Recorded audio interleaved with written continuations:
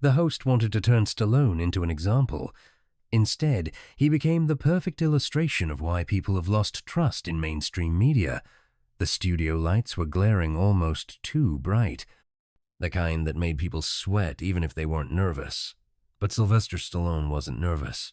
He leaned back in his chair, legs spread apart, shoulders loose, simply waiting. The audience murmured in anticipation, some already gripping their phones, ready to record. They could sense something was about to go down. Across from him sat Ethan Caldwell, a sleek, sharply dressed television host known for his progressive leanings and his knack for catching guests off guard. He leaned forward, a smug smile creeping onto his face. He had grilled politicians, activists, and Hollywood elites, always managing to trip them up. But Stallone, that was new ground. "Mr. Stallone?" Ethan began, his voice smooth, practiced. "You've always represented the classic image of American toughness, but don't you think that kind of masculinity is outdated? In today's world, shouldn't we redefine strength to be more inclusive?" A few chuckles rippled through the crowd, some audience members nodding along Ethan's fans, the type who expected him to trap his guests in their own words. Stallone blinked slowly, deliberately. Then he leaned forward, resting his elbows on his knees, exhaling through his nose. "You're asking if I think being tough is a bad thing now?" Ethan smirked. "Well, I'd say we've moved past the era where men need to fight their way through problems. Don't you think that kind of mindset is outdated?" Silence. The kind that stretches just long enough to make people shift uncomfortably in their seats. Stallone scratched his chin. Then he laughed, not a polite chuckle, but a deep, genuine belly laugh. "You're serious?" he finally said. "You think toughness is a problem?" Ethan adjusted his tie. "I think it can be toxic when it discourages vulnerability, yes." Stallone nodded slowly as if mulling it over. Then he leaned back, draping his arms across the chair. "Let me ask you something," he said, his voice slow and deliberate. "If someone broke into your house tonight, would you want a tough guy in there, or would you prefer someone who wants to sit down and talk about their emotions?" A few gasps, scattered claps. Ethan opened his mouth, but Stallone wasn't finished. "See, toughness isn't about throwing punches or shouting the loudest. It's about standing firm when life knocks you down. It's about protecting your family. It's about discipline, respect, hard work. And if you really think the world doesn't need that anymore," he shook his head. "I don't know what world you're living in, man." Ethan let out a forced chuckle, but there was a flicker of hesitation in his eyes. He hadn't expected Stallone to push back so quickly, but he wasn't about to give up. "All right," Ethan said, shifting in his seat.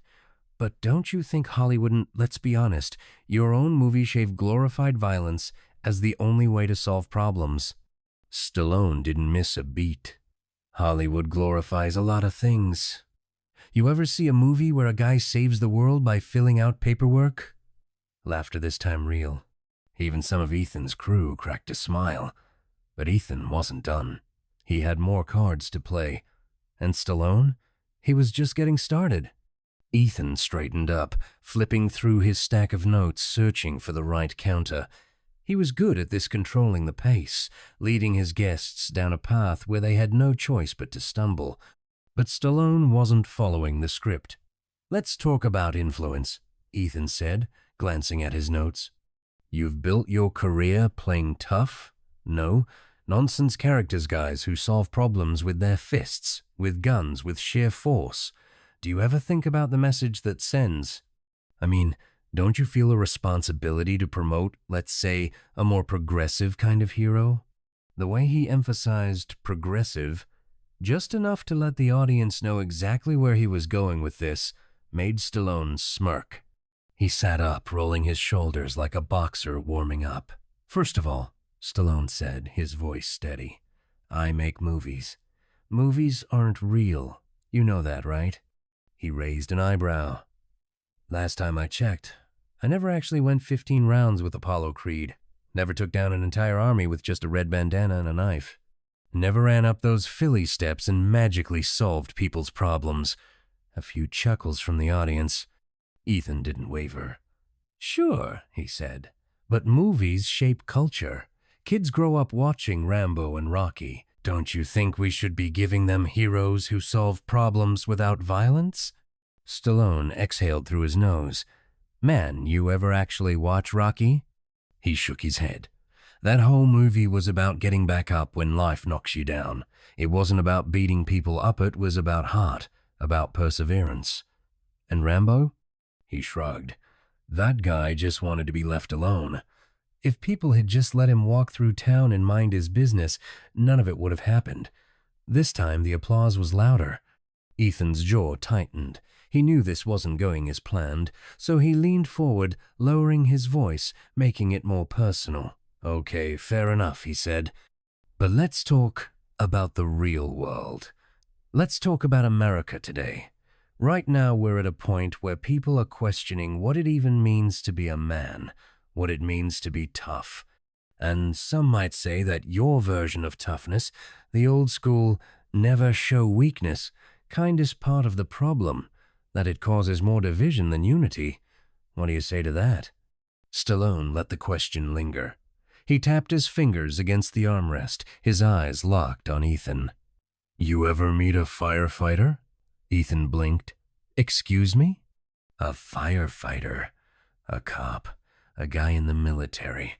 Hell, even a single mom working 2 jobs just to put food on the table. You ever talk to those people? You think toughness is their problem?" Stallone shook his head. "No, man.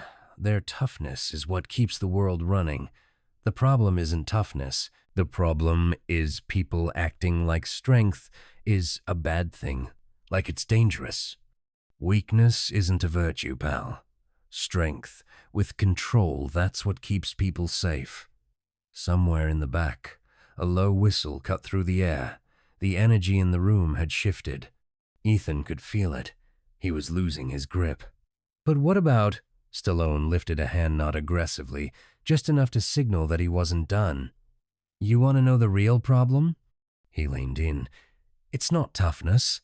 It's people who talk about toughness like it's the enemy, all while living in a world built and protected by tough people. You sit here in your nice suit, with your scripted questions, trying to tell me what's outdated." He tilted his head slightly. "Let me tell you something. Man, if the world ever really goes sideways, if things get bad, you're going to be real glad there are still guys like me around." Dead silence. Ethan swallowed. He had another question lined up, another way to regain control. But the audience had shifted. They weren't nodding along with him anymore. They were waiting for Stallone's next words. And Stallone? He wasn't letting up any time soon. Ethan shifted in his chair, trying to keep his hold on the moment. This wasn't how it was supposed to go. Stallone wasn't stumbling, wasn't getting defensive. He was owning the room. And now, the audience wasn't just listening. They were rooting for him. Ethan forced a smile, trying to steer things back in his favor. "I hear you. I do," he said, his voice measured.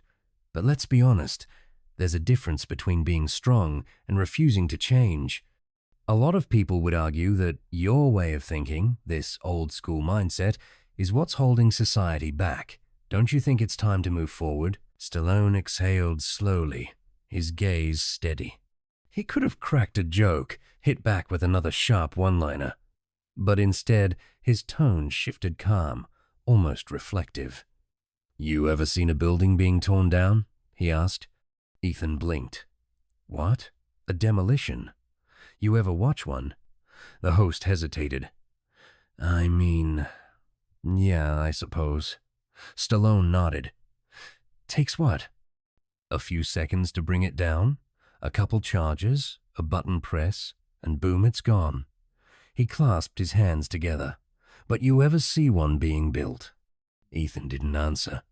"That takes years," Stallone continued. "Brick by brick, steel by steel. People working day and night, laying the foundation, making sure it can hold. Now, the ones holding the detonators, they don't care about that. They don't think about the work, the sweat, the people who put their lives on the line to build it. They just want to watch it all come crashing down." The audience was locked in, no one moved. "You talk about moving forward," Stallone said. "But moving where? Forward isn't always the right direction. Sometimes people are so focused on change, they don't even stop to think about what they're destroying. They don't ask if what they're tearing down might actually be worth keeping." Ethan licked his lips. He could feel the weight of the moment. He had walked into this interview expecting an easy target, a celebrity who would crumble under pressure, a man who could be reduced to a stereotype. But Stallone was proving him wrong. And worse? The audience knew it. "All right," Ethan said, forcing a chuckle. "That's an interesting perspective. But let's be real, society has changed. We don't live in the same world we did when you made Rocky. People are more aware now. We're thinking critically about gender roles, systemic issues." "Thinking critically?" Stallone interrupted, raising an eyebrow. "Or just criticizing?" The room erupted. Some clapped, some gasped. Even Ethan's own crew exchanged glances. This wasn't just an interview anymore. It was a fight. Ethan held up his hands, trying to steady himself. Okay, he said over the noise. "So let me ask you this." Ethan let the question hang in the air, expecting hesitation. Instead, Stallone leaned in slightly, his voice dropping to a near whisper calm, certain, unwavering. "Because weak people don't like being reminded they're weak," the crowd erupted. Some stood up, clapping. Others sat frozen, stunned by the bluntness of his words. Ethan opened his mouth, grasping for a retort, but nothing came. Stallone let the reaction settle before leaning back in his chair. "Look," he continued, his tone firm but not unkind, "I'm not saying everyone needs to be some kind of action hero, but life's gonna hit you whether you like it or not. And when it does, the world won't care about your feelings. It'll ask you one thing: can you take the hit and keep moving forward?" Ethan had nothing. No quip, no counterpoint, just silence. But outside that studio, something even bigger was unfolding. The moment the interview ended, Ethan forced a professional smile as the cameras cut, while Stallone simply stretched, rolled his shoulders, and gave the audience a casual wave before strolling off the set as if nothing had happened. Backstage, chaos erupted. Producers scrambled. Ethan's earpiece buzzed with frantic voices. That did not go as planned. Social media is already picking it up. Cut the controversial parts before we post it online. But it was too late. Someone in the live audience had already uploaded clips, and within minutes the internet was on fire. "Stallone shuts down television host in live debate." "Sylvester Stallone destroys woke media. This is why real men like Stallone still matter." The video spread like wildfire, jumping from Twitter to Facebook to YouTube. People clipped the best moments, adding reaction memes, slow-motion replays, dramatic background music. Within hours, the clip was trending #1, and the comment sections became a battleground. I don't even like Stallone's movies, but this was incredible. He just said what everyone's been thinking but too afraid to say. Did you see how the host had nothing when Stallone turned it around? Classic. Of course, backlash followed. Just another aging celebrity stuck in the past. Toxic masculinity on full display. Can we stop pretending this guy is some intellectual? Ethan's network scrambled for damage control, releasing a carefully worded statement. "We value diverse opinions and meaningful conversations." Ethan himself took to Twitter. "Healthy debate is important. I respect Mr. Stallone's views, even if I don't agree. Let's keep the discussion civil." But no one cared. The internet had already chosen its winner. Meanwhile, Stallone, he didn't post a single thing. No tweets, no interviews, no press statements. He simply went about his life, unbothered because, unlike those arguing in the comments sections, he had nothing to prove. Yet as the days passed, the conversation refused to die down. Morning shows, podcasts, news segments, everyone dissected what had just happened. Some called it a wake-up call. Others dismissed it as manufactured controversy. But one thing was clear. People weren't just talking about Stallone anymore. They were talking about something bigger. On one side, people argued that Stallone had exposed modern media's hypocrisy, that hosts like Ethan love to push an agenda but fold the moment they're challenged. They expect celebrities to just nod along, but the second someone thinks for themselves, they panic. On the other side, critics claimed Stallone was just another privileged actor clinging to outdated ideas. It's easy to preach toughness when you're living in a mansion. And then something unexpected happened. Firefighters, police officers, military veterans, factory workers, construction crews, single mothers. People who actually understood what toughness looked like in the real world started speaking up. A retired Marine's Facebook post went viral. Stallone gets it. Strength isn't about being a bully. It's about standing up when life knocks you down. We need more of that. A mother from Oklahoma posted a video. I raised 3 boys on my own. If I hadn't been tough, they wouldn't have eaten. Don't tell me strength is a bad thing. Even a simple clip of an older man at a gas station watching the interview on his phone gained millions of views. He shook his head and muttered, "These kids don't know what real struggle is. They think life is about debating nonsense on television. Stallone, he understands real life." Meanwhile, Ethan went silent. His network desperately tried shifting focus to other stories, but it didn't work. Every attempt was met with the same question. Why does a Hollywood actor have more common sense than a professional journalist? And that's when the real conversation began. Not about Stallone, not about Ethan, but about the world itself. Had modern society really gone soft? Were people so afraid of real strength that they wanted to pretend it wasn't necessary? Was the media shaping culture or just controlling it? These weren't just viral talking points anymore. These were dinner table conversations. People weren't just watching, they were waking up. And Stallone? He still hadn't said a word. A week later, he finally spoke out through a press release, not on social media, but in the middle of a casual gym interview in San Diego. A local reporter, expecting damage control, asked about the viral moment. Instead, Stallone wiped sweat from his forehead, took a sip from his water bottle, and shrugged.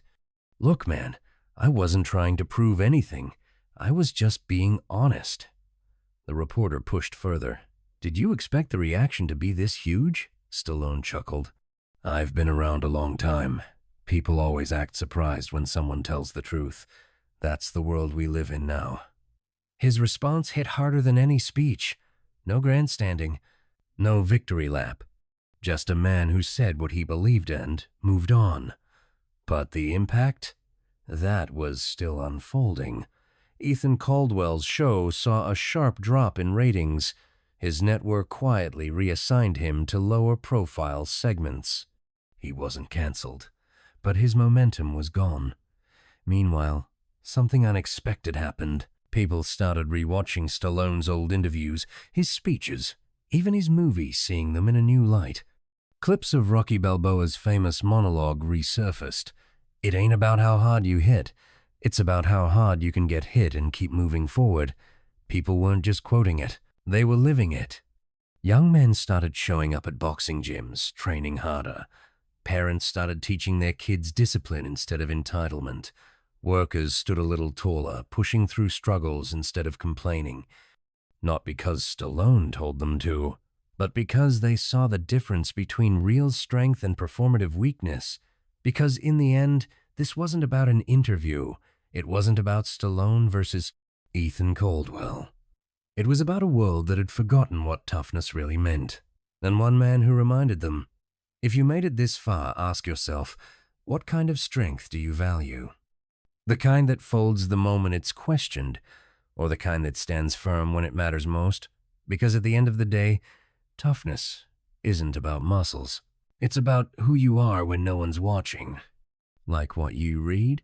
Subscribe for more stories that make you think, because in a world full of noise, the truth still matters.